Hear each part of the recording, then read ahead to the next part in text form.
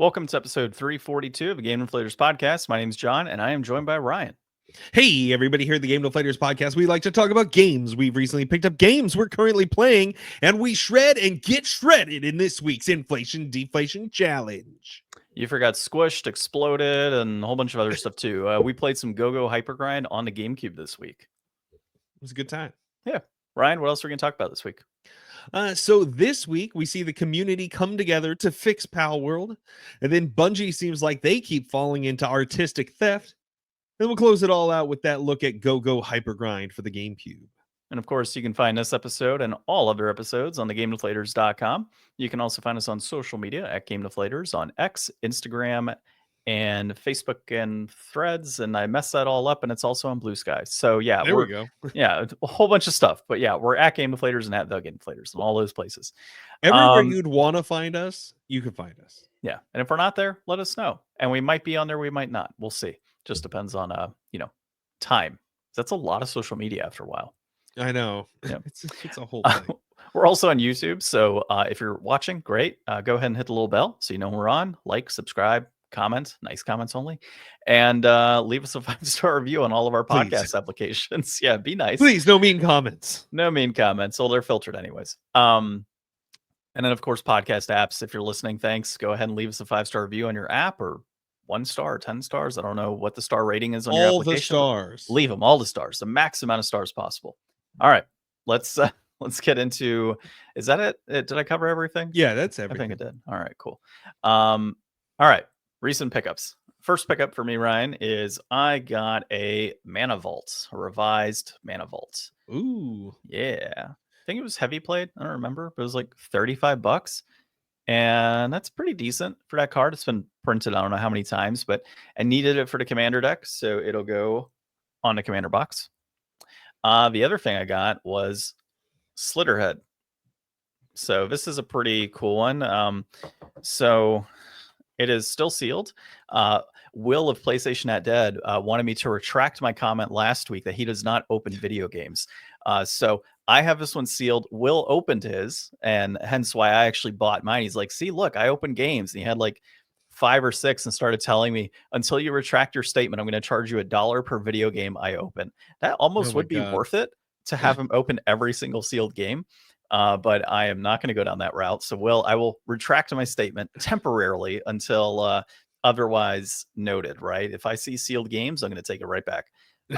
This also comes with a CD, which is pretty cool. I like the artwork on that. It's pretty sick. What else we got? Oh, and then for Will, I mean, I'm doing a plug right there too, so I don't want to hear it. Here's some stickers that it comes with. And what else did it come with? I don't know. There's a ton of stuff in here. This is the first time I'm opening it. And then it has a book of the art of Slitterhead. Nice. So yeah, pretty cool. Is this one that you'd seen much about? I heard a little bit about this game. I heard it was pretty okay. I haven't really heard much about it since I saw videos of what do you call it? Like the preview videos and stuff, like the trailers a long time ago. Other than that, no, I haven't really messed with it at all. So this is really just me seeing a game for $35, I think, and just saying, yeah, let's go ahead and buy it. Throw it on the pile. I'm not a fan of this box though. Like, it came in dented right here. Oh yeah. And it's like just straight up like a cardboard box. So weird. Yeah, it's kind of interesting. It's not in terms of like a collector's or day one edition. But it's got some cool stuff in it. So it'll go on the shelf, and then I will at some point open that when I'm ready to play it. But I hope Will is happy. I hope he's happy this week. So I'll hear it in Facebook Messenger at some point. Otherwise, that is my pickups. Playing, I have continued to play Fantasia. I'm about 35 hours into it, which is equated to like 48 playthroughs on YouTube. Mainly because, fall asleep in the middle of gaming. Yep. Although this week I did well. I played about an hour and a half the other night, and then like an hour and 20 last night. I've been level grinding. That's the issue I'm having, is there's lots of level grinding and trying to unlock different things. And Okay. I'm running into issues of like boss battles where they say, oh yeah, you should be level 49 or 50 to be able to do this. And I'm getting demolished at level 50. So you need to grind more. I guess. I mean, some of it's like elemental damage, like you have to have certain gems and things attached so that way you don't die in the battle. I completed 2 of my elemental fights, the fire one and the holy fight, but I don't have like the big gems, like the XL gems, to be able to add resistance to my characters. So I have to figure out a way to do that. But essentially, it's in a sense kind of required. Like you don't need to beat these bosses that I'm playing against in these like side quests, but if you don't beat them, you don't hit like certain things on your like sphere grid. And if you don't get that, then there's certain moves and abilities that you don't have access to, which would help you in the final battle. So that's kind of the issue Okay. I'm at. Like for example, I want to go ahead and get the best weapon in the game for the main character Leo, and I can't really do that till I beat a certain boss. Well, if I want to beat that side boss, that side quest boss, I have to have like certain items. Well, I can't get those certain items unless I complete this side quest. So that's what I'm running into. I am at the end of the game, like I'm in the god world essentially, or the god realm, and I could start progressing all the way to the end and do it that way. But the weapon I'm looking for has like the god killer ability, and so apparently it really is helpful for that final battle. So I'm in this predicament of I want to move forward and just kind of beat it, but I also don't want to move forward and just get my ass kicked as well. You got to So do the golden chocobo so that you can get the Knights of the Round so that you can actually beat Sephiroth without pulling your hair out. I beat Sephiroth like 4 times cut or whatever it is. I But don't know. It just is an example. no, I know. You got to That's get the MacGuffin to do the thing at this point. yeah, I remember That's that. Like usually when I bow out of a game. when you have I'm to like, do all that. I just have the final boss. I've seen it. I don't want to do Yeah. all that. Bye. Yeah, like overall, like it's a decent game. It's got some decent story to it, good character development, like great graphics. Like I like the game. But I'm also not a fan of this requirement of certain side quests to, you know, really not have an issue. And I found that like there's been a number of boss battles that I've entered where I probably should have died.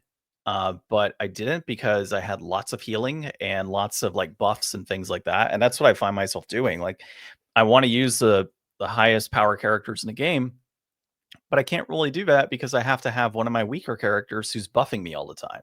Mhm. So that's kind of where it's landed several times now. Yeah, I'm just gonna keep at it, and I'm close, you know. And after this, it's gonna be Castlevania. So I think it's Symphony of the Night that I'm playing. I don't or Wait, Requiem of the Night. Yeah, aren't you? What about Witcher? I am. I'm gonna play Witcher right after. I'm gonna pull a Ryan. I'm gonna go last minute to try and There beat you my go. game. No, I don't really have any concerns over Witcher because I'm gonna have to play it on PC, and I can sit in front of his computer till 2 o'clock in the morning and not have any issues. So But I'm will you? probably if I want to knock it out. Yeah. We'll So see. We'll see. I can't wait to taunt you come November. I think Witcher is about a 30-hour game. And like I said, the issue that I have had with this game has been the 20-minute, 30-minute gaming time. And so when you kind of figure, like, take that into account, it's not as much time, right? And we're talking me finishing up at like 10 o'clock. So if I'm playing Witcher, I could honestly probably bang out like maybe 2 hours a night pretty quickly. Okay.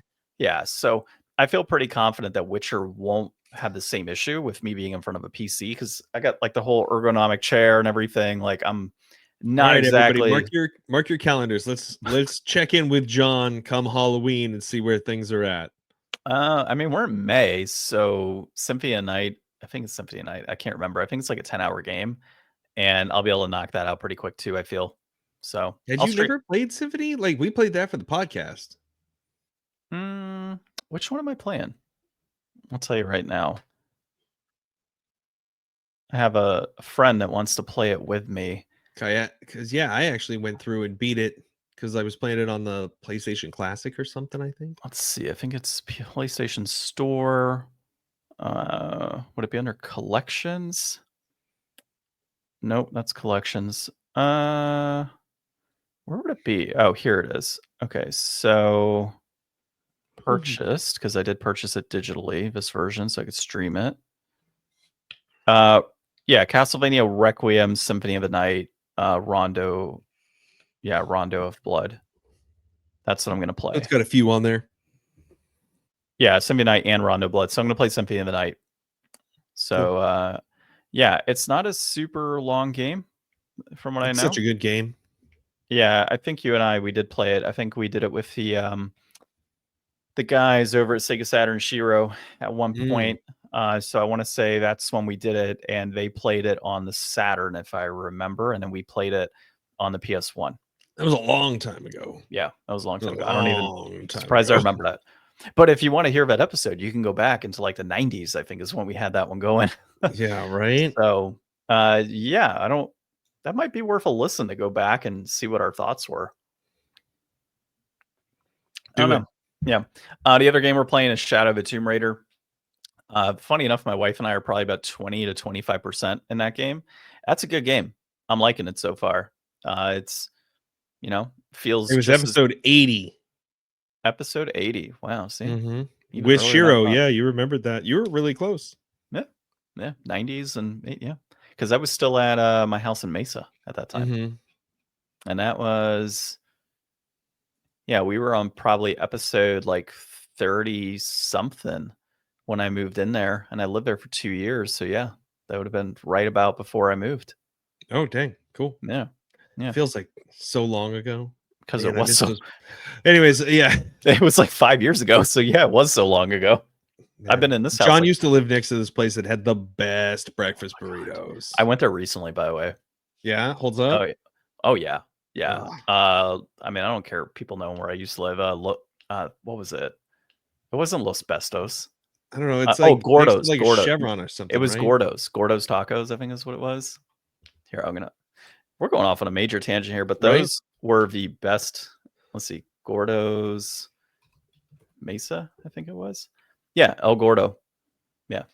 Nice. Shout out to El Gordo and your delicious breakfast burritos. Oh man. Yeah, they should be a sponsor now. Yeah. So hashtag not a sponsor, could be a sponsor. Could be a sponsor. Just like PlayStation Ain't Dead. Will and I were having a conversation. I said, hey, you should be a sponsor to podcasts and say this episode's been brought to you by them. So there we go. Yeah, gonna throw that out there. Yeah, that's what I've been playing. But Shadow of Tomb Raider, still fantastic, highly recommended, and really just that whole trilogy of that reboot is great. So definitely something to look into if you are looking for some great Tomb Raider adventure style games, and you're all done with your what do you call it? Uncharted, right? If you don't have anything else to play after an Uncharted series, play that. It's great. Jump in. Yep. All right. How about yourself? So I actually, man, dude. So Steam has, like, you always hear about all these sales and stuff, and then you get a computer and you start playing some computer games, and you're like, man, Steam, you do have an awful lot of sales, don't you? And you put stuff on your wish list, and then Steam's like, hey, guess what? Boom, this is super cheap now. So I got Risk of Rain 2. I've been wanting Risk of Rain 2 forever. I love Risk of Rain 1. It's a great roguelike. You know how I get sucked into these roguelikes occasionally. Yep. Risk of Rain 1 was a really cool, like, side on action kind of platforming roguelike. You get different characters that have kind of like a different kit, and then you get these items that give you some sort of boost, and you can stack them so you can like get a thing that makes it so you shoot faster, and then you just stack a bunch of those, and then you're shooting crazy fast. So you just kind of make builds out of whatever you're given. Yeah, I'm looking at some pictures right now. Yeah, artwork's really interesting on that one. Yeah, and then Risk of Rain 2 turns it into like a 3D like first person third person game, and this is third person. Yeah, third person. I don't know why I had a hard time thinking about it for a second, but the one of the characters does have like a first person like shooting mode they can go in when they like zoom through their scope or whatever. But all the character kits are really cool that I've been playing with so far. You can get this item that makes it so you get to choose your items instead of randomly being given something, so that you can like just do a build. I got really lucky. So the first time that I played this game, I hopped on with my two friends that they put a ton of hours into this game, and we went all the way through. Like, I beat the game on my first run and unlocked a bunch of stuff, and then I was like, man, maybe it's just super easy. And then I played another run, a handful of runs. I got my ass handed to me solo, And then I started playing with them again the other day, and they ended up beating the run, but my computer like freaked out. I think it was because it was like low on power, but the screen went all glitchy and it was all fucked.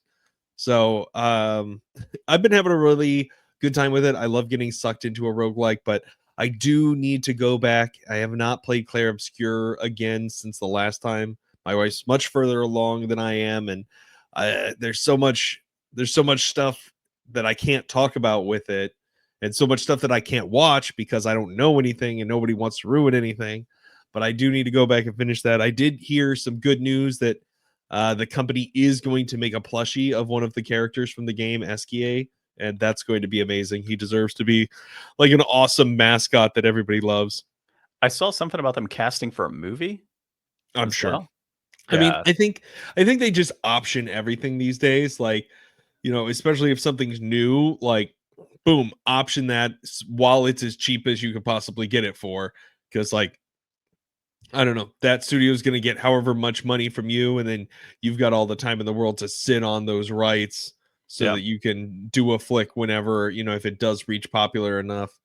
And I mean, it's such a compelling story. I could totally see how they could get there. And I don't know, everybody was saying like the main character looks like Robert Pattinson. I don't see it as obviously as everybody else makes it sound, but maybe that's just me. I don't know.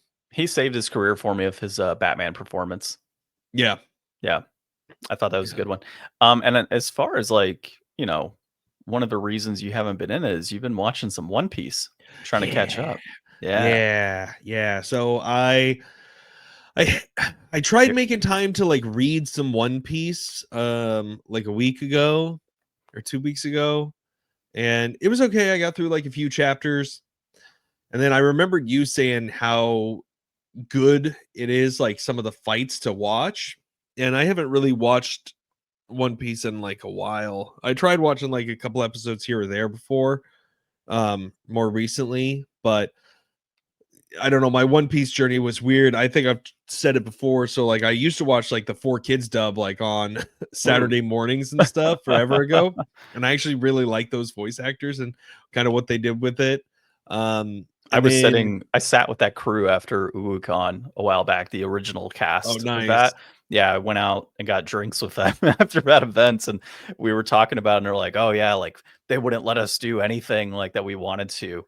I was talking to one of the directors of it, and he was like, Sanji, they had to have a lollipop instead of a cigarette and stuff. Like they were like, man, this just sucks, like the things that they had to do, but they loved the work that they did on it as well. Right? Like they were proud of what they did, and that's awesome overall. It's definitely something to be proud of. And I mean, now they're like going to remake the series from the beginning again, but like totally remade, not just like a new dub. And so I watched like all the way through the Skypia arc, like way back in the day.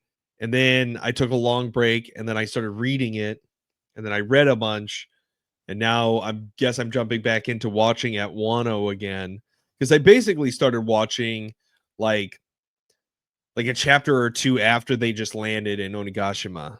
So now I've watched like Yamato's dope. I hate the way he says Yamato though, that kind of weird. I don't know. There's just weird things about the anime. And like I'm skipping through like the filler episodes, and you watch it, huh? Are you watching dub or subbed?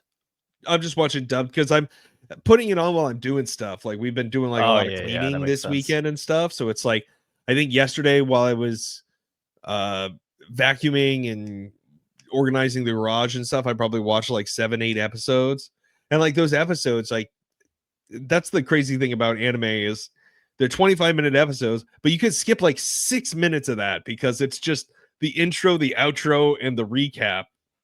I calculated out. It was like, I think each episode is about 17 minutes overall. Yeah, it's like really not as much. So you can kind of go through it. But man, I just watched an episode this morning that was like Yamato looking back and remembering when Ace came to visit. I don't know why I said Jace. I've been watching too much magic lore. So when Ace came to visit, but I mean, the budget for that episode was just like huge. Like no wonder they did a clip episode the next episode, because it was just like, Oh, it looks so good. Yeah. So I'm excited to keep watching that, and I hear it keeps getting better and better. Yeah, So the I'll get Wano caught arc, up in that. the Wano arc fights are just insane, dude. They're insanely good.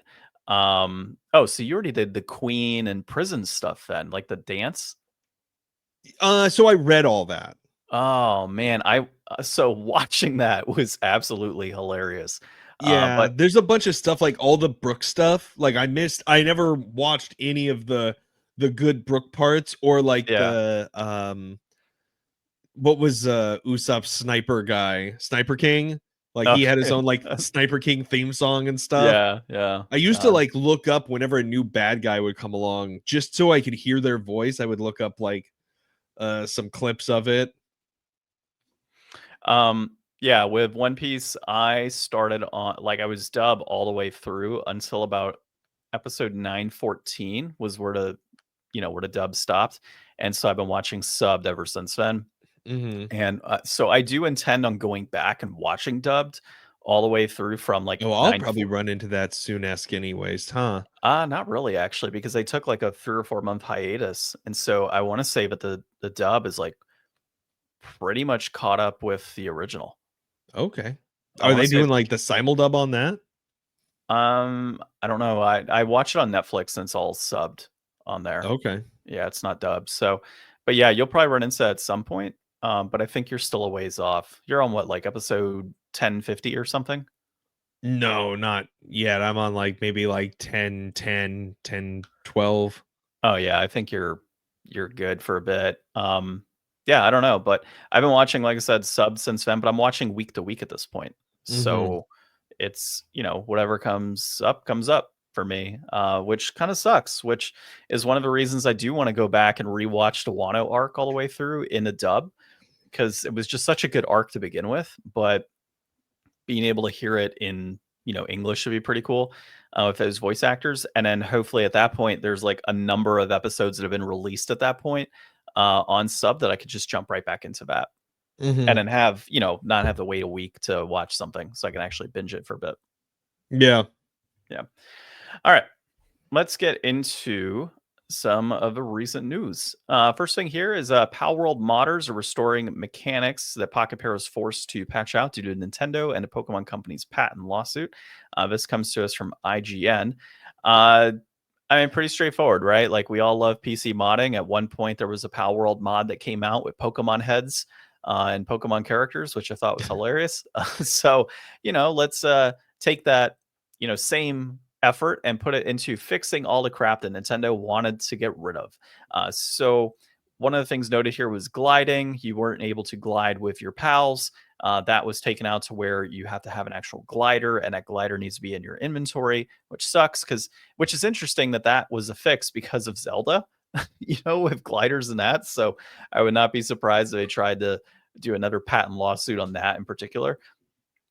But yeah, Foolish Nintendo. foolish Nintendo. Yeah. I saw a meme the other day. I think I sent it to you. It's like the uh God, what was it? Like the pirating chart. And it was like Oh companies I'll yeah, pirate and yeah. companies I Who's won't okay to pirate. pirate from? Who's okay to pirate and who's not. I think Steam and like indie devs and stuff like that were on the like not okay to pirate, and then EA and Nintendo were on the list. I was like, yep. And Disney. Yeah, Disney was on there.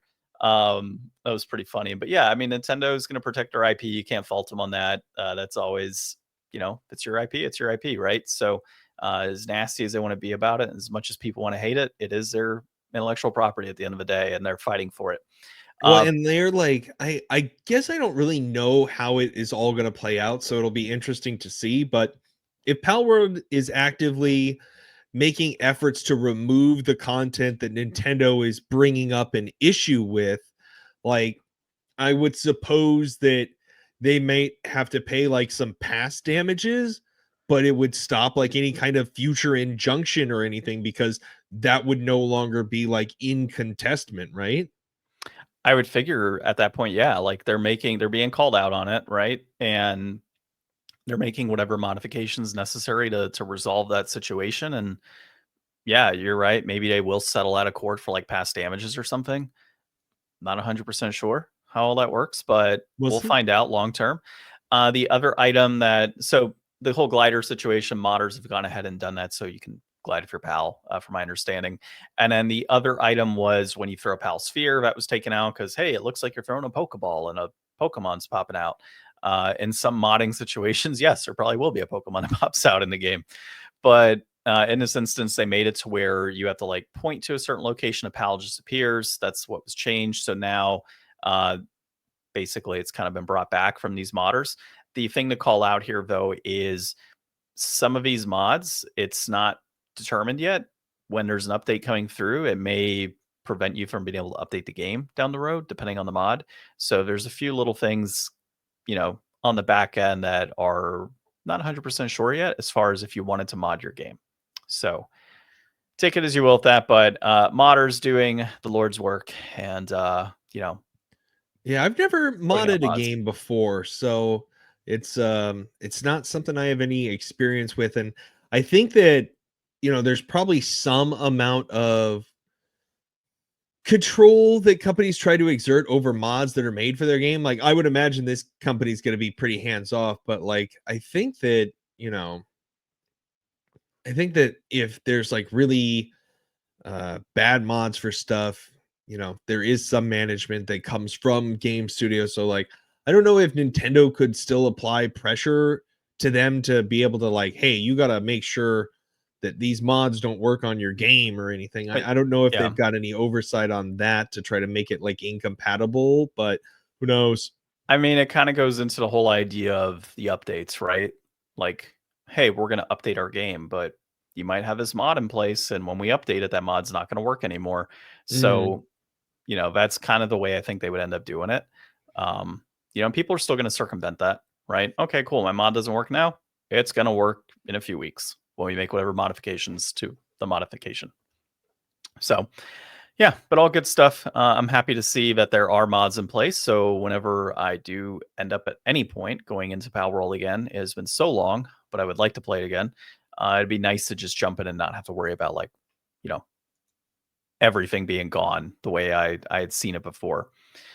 All right, that's about it on that one. yeah. So next up, Bungie confirms it stole art once again. Will undertake a thorough review of Marathon assets. Yeah, okay. So this one comes to us from PC Gamer and Lincoln Carpenter. Interesting news, and especially this just off the back. I didn't really write this in here, but I jumped on this one because I had just heard this other story from like a couple weeks ago recently that Destiny, also a Bungie game, has been in a lawsuit with some writer and claiming that they used his content or his story ideas or characters or whatever in the creation of like Destiny, and they were ordered to show the court and they couldn't because they sunset all that content and like build the engine up in a way that they can't physically they can't get the game to run to show the judge the content. And they try to show like YouTube playthroughs instead of like the actual like game files and something you could actually see first party, and the judge dismissed it all. So it's just crazy that that was a couple of weeks ago, and now here we have Bungie on their new game Marathon being found out for not the first time using assets from an artist Yeah. online and throwing a former employee under the bus about it. So they're saying that, this was all content created by a former employee that's no longer there. Nobody had any idea that this was, going on. And the artist is saying, I've been followed by multiple people from the studio on social media for years. So this is BS. Like, they've never been able to actually make a living wage as an artist solely off their art. And here's Bungie over there, like they're saying, making mood boards, with all their stuff. And I mean, there is kind of a rule in the art world where, you definitely take inspiration from other people's work. Like, all artists do that for sure.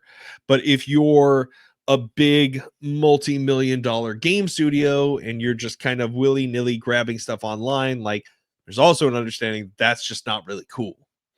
Yeah, and they're direct ripoffs. I haven't figured out how Yeah. to share screenshots and stuff like that on StreamYards, but yeah, I mean, if you just look up the artist, is their handle on Twitter is at 4NT1R34L. It's anti-real, all spelled out leet style. Well, yeah, you kind of have to, yeah, anti-real, but I mean, people kind of need to know exactly what the Yeah. elite style is.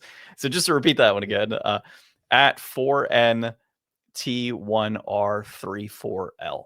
So if you want to check it out on there, yeah, I mean, it's, like you said, it's direct ripoff. And as you noted, they have multiple, like the creative director on this, multiple people that are on that creative team follow this artist. So like, it's kind of already like there, right? Like you can tell that those inspirations were likely taken with knowledge that they were taken from multiple people. And yeah, you're right. Like, okay, yeah, this person left several months ago, whatever it may be. Let's toss them under the bus, right? They're not here. We don't have to take responsibility for this. And then Bungie has, This of was an course, old mistake. That person's not yeah, even here anymore. That's not we didn't us. We didn't do that. we didn't know that at all. Just ignore the fact that our creative director follows the artist that's having the issue right now. Yeah. They have a history of this, so Bungie's done this several times. There's already the fact that creative director follows the artist. The art's a clear ripoff. Um, and then Bungie saying, "Oh, well, we'll make it right. We're gonna reach out to the artist and we're gonna make it right." Yeah, because you got caught. That's Yeah. all it is. You got caught in the process for not using your own creative. And it's not like the stuff that's being used here. I mean, you're talking down, like arrows pointing down that look like razor blades, and then like text, like I think it's AL, yeah, AL Elif. ELIF or whatever. Yeah, ALEPH, and then like some jumbled text placed on the side of planes. Like you had to go to that level to pull those assets. You couldn't, like, you could have drawn inspiration and done something else. It's literally the same exact thing. Yeah. So it's just, I don't know. It's a very poor showing here, and it's an even poorer situation where they've done this before and they've reached out and given, credit or, talked to the artists, and they've got a policy for that. And that policy just wasn't followed in this situation or whatever. But I mean, if this is going to be like a repeated thing, Well, it is. like you need to firmly establish like these boundaries with your artists and make sure that there is no question about how this situation should be approached, like appropriately have a system for any type of art inspiration or anything to be like properly sourced in a way that other people could look at somebody's computer and find out where things came from and follow up from there if it needs to be done, or get something showing, hey, we need to talk to this person about this art because of these reasons, and just make sure that stuff doesn't fall through the cracks. Like, people make mistakes, but once you've made mistakes 3 or 4 times, well, now it's a pattern, and you're asking for forgiveness instead of permission at this point. Yeah, I mean, and just looking at what it is, right? Like the artist actually said, "I'm completely floored. This is my full-time job. I sell these posters online. They're not obscure. A major company has deemed it easier to pay a designer to imitate or trace rather than license or commission a work." And what's Mhm. crazier is that it would actually be cheaper to just go ahead and license the work or commission it, Mhm. right? Like Well, rather and than maybe pay. they're counting on this person not having the resources to be able to legally challenge them about Well, and this. that was flagged too. She's like, "I don't have the money to like battle this in court," but Mhm. I mean, I think it's an open and shut case. There's probably a lawyer out there to have no issue taking this on pro bono. You know, We'll see. We'll see. yeah, we'll see. We Bad might Bungie. might Bad. talk about it again down the road. Might not. We'll see what happens with that. All right. Inflation, deflation for the week. Some Go Go Hypergrind. This was developed by Poponchi. I got that right. I actually, look at that. I put in like all of my correct phrasing, so it actually looked correct. It was published by Atlas, designed by Tadayuki Kono. It was released in November of 2003. I almost messed it up. 2003. 2003 is when it was released. And it is a sports game with an average rating of 6 out of 10.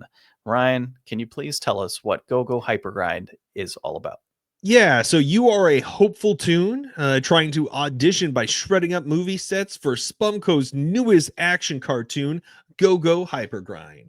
This is kind of like a weird Tony Hawk meets like Toonland or some kind of Roger Rabbit Tiny Toon situation where like there's the real world and the toon world, and like the make cartoons by filming the toon world and editing it and then airing it in the real world. So Well, uh and then there's still the normal way of humans drawing out the yeah, cartoons. they Yeah, they that's make also a point play. of letting you know that there's like this whole world going on in the background that you don't really engage with, but it is very interesting. You've got Spumco as the company in the game, but Spumco is actually an American animation studio.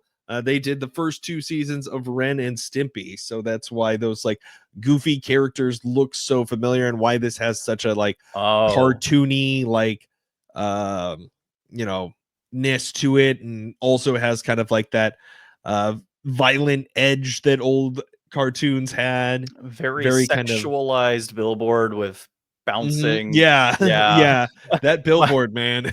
my my wife walked in to watch me play for a moment, and she walked in right at that moment. I'm like, Everybody always walks in at that um, kind of part when you're in a she's just game, like, huh? "Oh my god," and then walked out. I'm like, "I can't handle it. Like, this wasn't me." Yeah, so if This you is a very expensive game, yeah, okay? very expensive. I mean, do you know how much money went into the surgery for that billboard? Yeah, that was a very interesting billboard. I was trying to see if I could grind on it, but I didn't get enough time to play into that part. Yeah. Yeah, it's I don't know, it's very lightweight kind of Tony Hawk. I will say it's remarkably better than the Simpsons skateboarding game that we Oh, tried yeah. playing. Oh god, Like yeah. the inputs are really simple, like but it has everything you would expect. It's got manuals, it's got stalls and grinds and aerial grabs and flips. I mean, I guess I don't think you can do just like I don't know, street tricks. Like you can't just like do a kickflip standing or anything like that.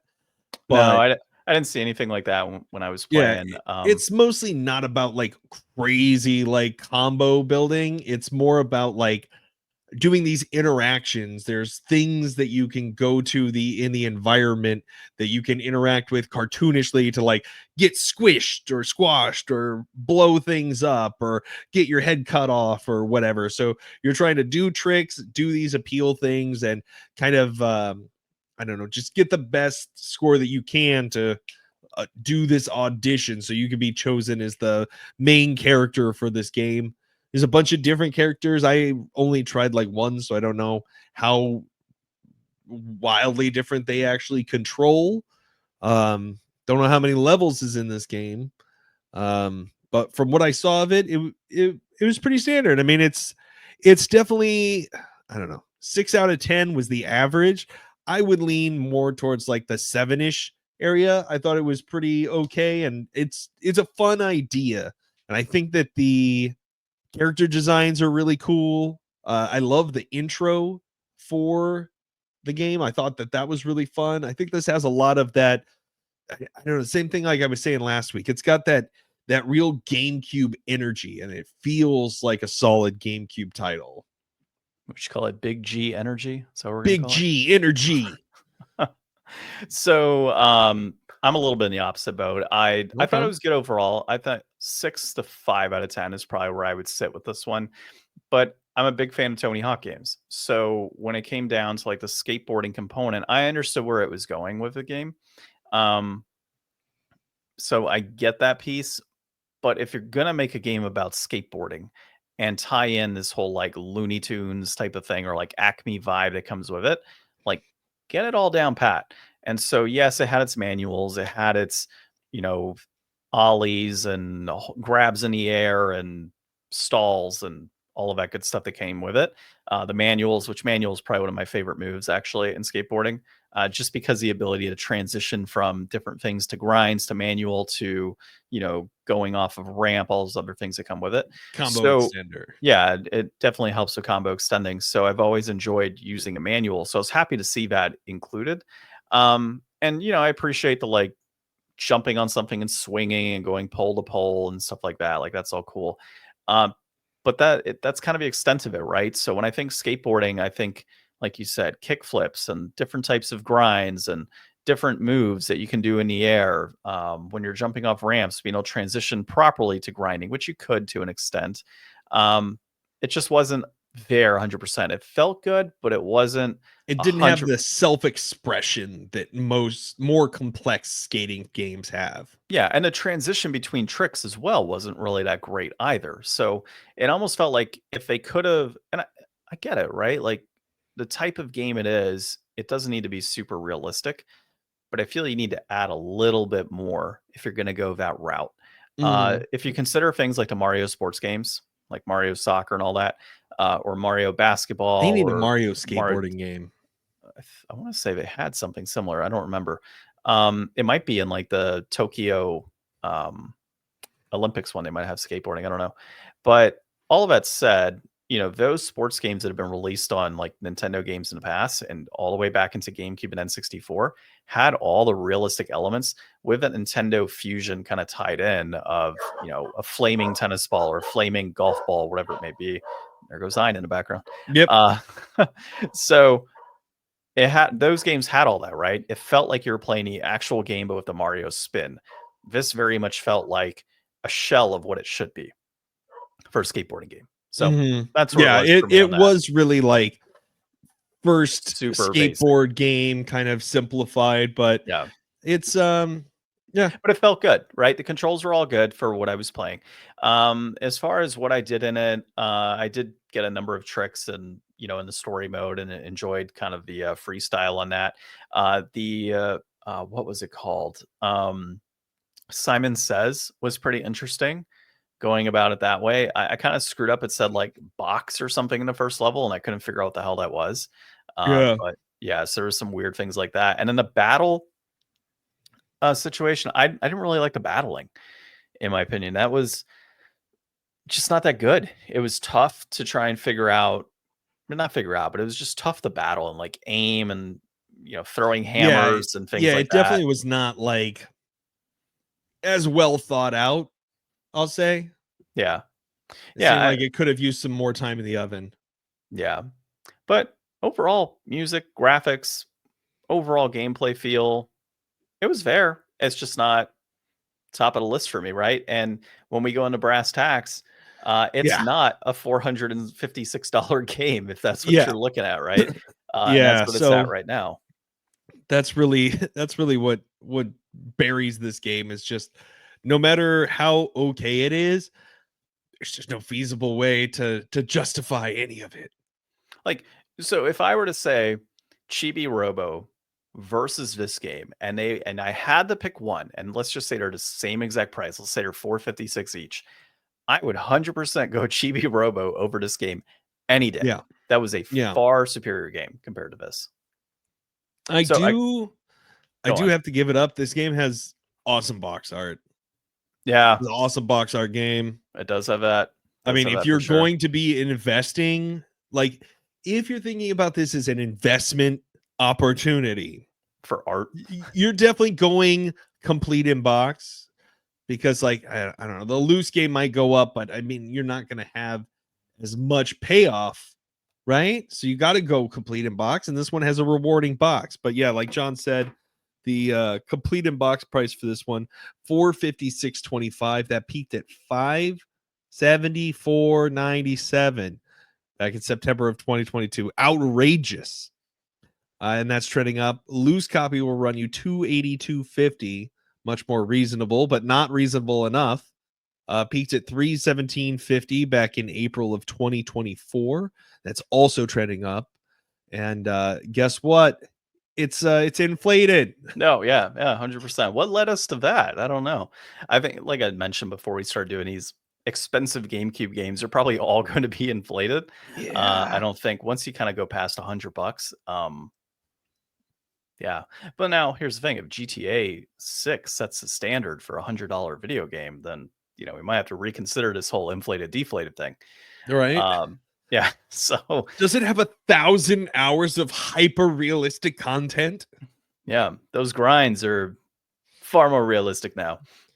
I know, like it's gonna watch GTA 6 is gonna be the $100 game, but it's going to have, it is Tony Hawk, and it is, Ridge Racer, and it is Forza. It is all of these games just in one game. Magna cum laude or whatever. Yeah, there's a whole like war you could go fight in that's like Call of Duty, GTA 6. It's already there. It's got Playboy to Mansion mixed up in there. Yeah, like, it's one solid every Universal game world. Everything. Maybe even BMX Triple X. That's in there too. I'm but sure. all set in Florida. Which makes it even better. That's seriously, that might be the one game that I'm willing to pay $100 day one on. Oh, do they have? Oh, I wonder if they're gonna have like a Disney World. I would have no doubt that Disney World with like a tycoon roller coaster tycoon side mini game where you get to like build parks and stuff. That'd be dope. Roller Coaster Tycoon. That was a good game though. Yeah, I'm not sure. I'm sure we'll learn more about that. But if you have Florida as your main setting and you don't have Disney World tied in, I'm sure we're gonna have their something like fake Rockstar version of Disney World. Well, isn't Mickey now like public domain? Yeah. This is gonna be great. I hope they use Mickey. Like just straight up use Mickey since it's only like the Steamboat Willie one though. Still, just use that. Like that'd be great. Yeah, that's gonna be awesome. You're gonna have like Mickey smoking weed or something. It's gonna be fantastic. I can't wait for this. So but to go back to Go Go Hypergrind, inflated for sure. What is our next game? I don't remember. Cubivore. That's going to be our final GameCube, pricey GameCube game. And then we got to figure out what's next after that. Yeah, I don't know what the next shtick is. We'll figure that out for sure. Maybe it's just GTA. Let us know if you've got something you want us to play, or an idea for a series of games that we could loosely bundle together, like how we've done like Spider-Man month and expensive GameCube month, like whatever. Let us know. We'll be happy to take audience requests. To Ryan's delight, hard Sega Genesis games. Oh God, no. All difficulty plus Sega Genesis. That's right up your alley, man. Yeah. All right. Well, until that episode, this has been episode 342 of the Game Deflators podcast. My name's John. I'm Ryan. And thanks for listening and watching.